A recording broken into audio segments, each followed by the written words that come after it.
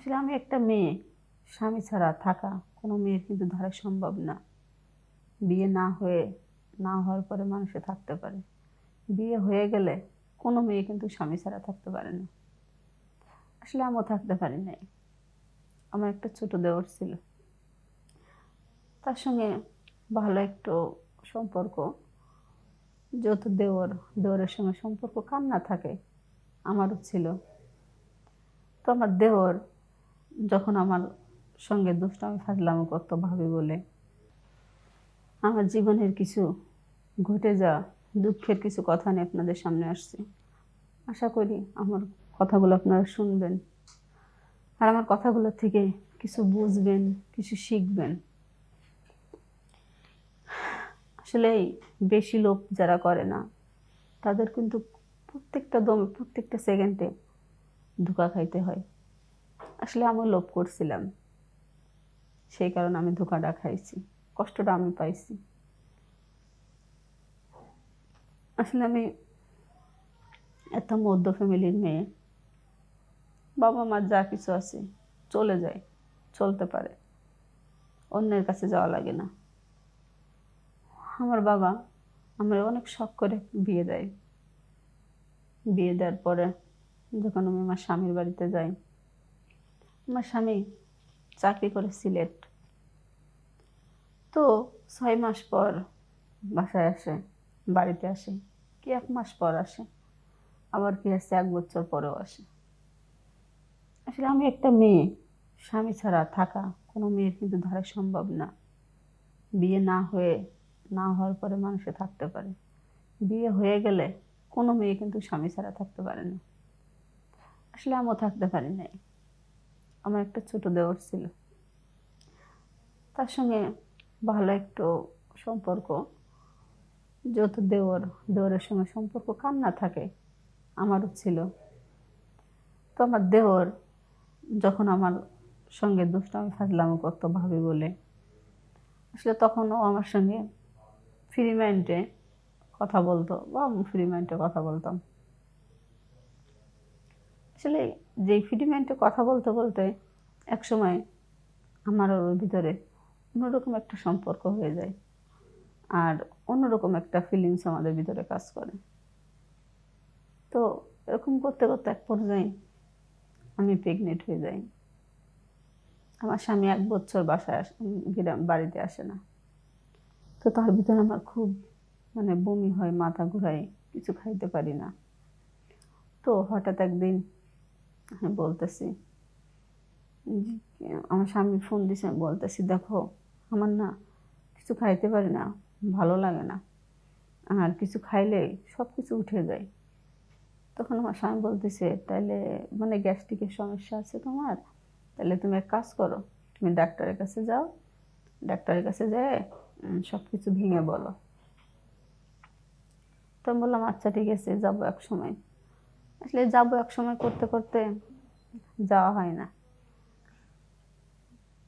এরকম অনেক দিন হয়ে যাওয়ার পরে আমার দেওয়ার একদিন বলতেছে, দেখ তোর ভাই কিন্তু বলছে আমার ডাক্তারের কাছে নিয়ে যাওয়ার জন্য।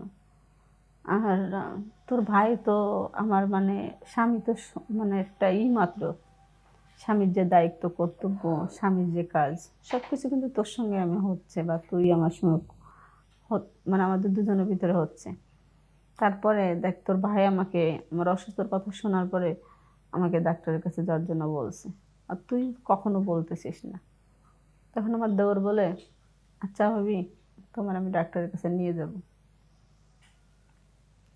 তো এটা বলে আমি যখন ডাক্তারের কাছে যাই, ডাক্তারের কাছে গেলে বিস্তারিত সবকিছু ভেঙে ফেলার পরে ডাক্তার বলে তাহলে আপনি এক কাজ করেন, আপনার আমি 2টা টেস্ট পরীক্ষা দিতেছি, আপনি পরীক্ষা দুটো করে নিয়ে 1 সপ্তাহ পর আমার কাছে আসবেন।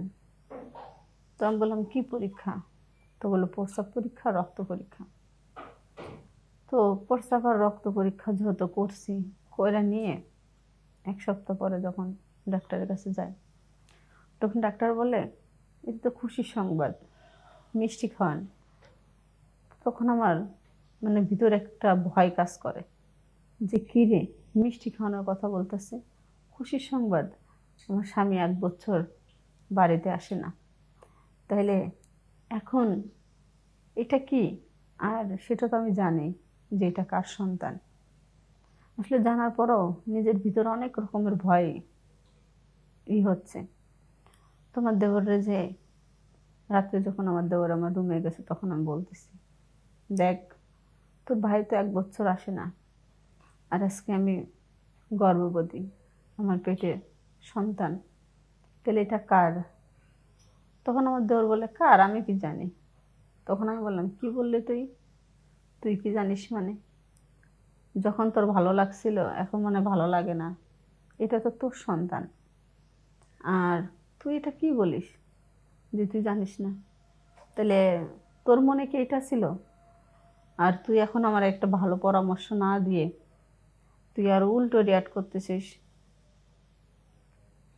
তখন আমার দেওর বলতেছে, দেখো ভাবি, আনন্দ আমিও করছি, তুমিও করছো, শুধু আমার আনন্দ আমি একা করি নাই। আমি যদি একা করতাম তাহলে আমার দোষ হইতো।